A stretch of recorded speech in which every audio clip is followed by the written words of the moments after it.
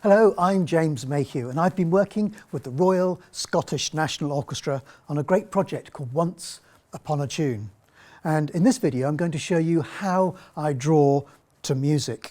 And we're going to be working with a piece called In the Hall of the Mountain King by a composer called Edvard Grieg. The story is one of the stories in this book called Once Upon a Tune, although it wasn't in the concert. So if you've watched the concert film of me with the orchestra, you won't have seen it. So I'm going to tell you a little bit about the story to begin with. It takes place in Norway, a country that's a bit like Scotland, full of mountains and deep lakes. It's all about a boy called Per Gynt, who's nothing but trouble. He gets into all sorts of scrapes. He annoys his mother, he annoys everybody in the village, he tells loads of lies, and everyone gets fed up with him. So he kind of runs away up into the mountains. And there he meets a beautiful girl, but she's very strange. She's dressed all in green. She even has green hair and green skin. But she's very bewitching, and she says to Per Gynt, "Come into this cave with me and meet my father. If you marry me, he will give you lots of treasure, because my father is a king." Well, Per Gynt likes the sound of some treasure, so he follows this strange girl into the cave.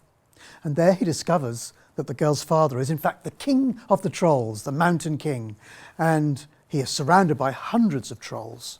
And the mountain king says to Per Gynt, "If you want to marry my daughter, you must become a troll." And Per Gynt says, "Well, how do I do that?"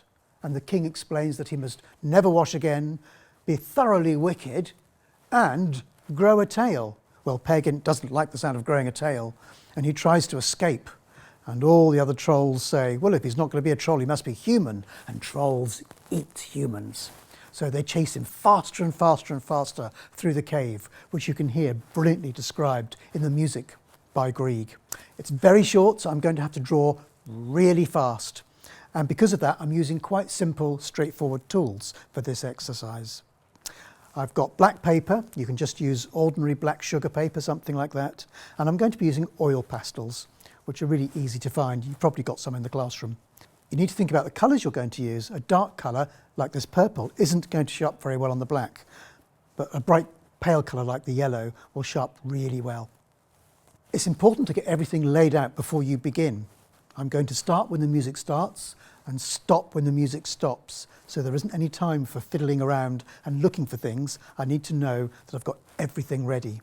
So I've got all my pastels that I want to use laid out beside the paper.